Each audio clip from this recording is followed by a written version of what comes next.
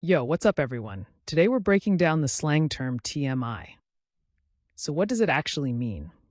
In simple words, TMI is too much information, sharing excessive or awkward personal details.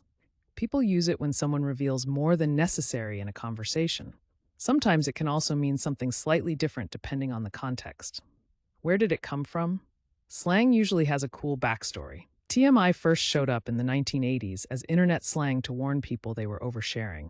Over time, it spread into everyday talk, especially among internet users and younger generations. Now let's check out how to use TMI in a sentence. Correct example 1. She told me about her whole medical history. That was definitely TMI. Correct example 2. I didn't need to hear about your breakup details. That's TMI. And for laughs, here's a wrong example. My grandma said TMI at Sunday dinner and everyone just froze. See how slang adds personality and vibe?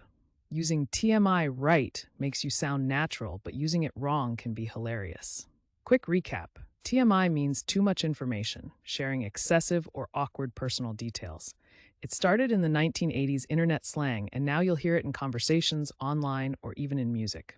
Now it's your turn. Drop your best sentence with TMI in the comments. And if you want to learn more slang and fun word histories, don't forget to subscribe and join our community here every day.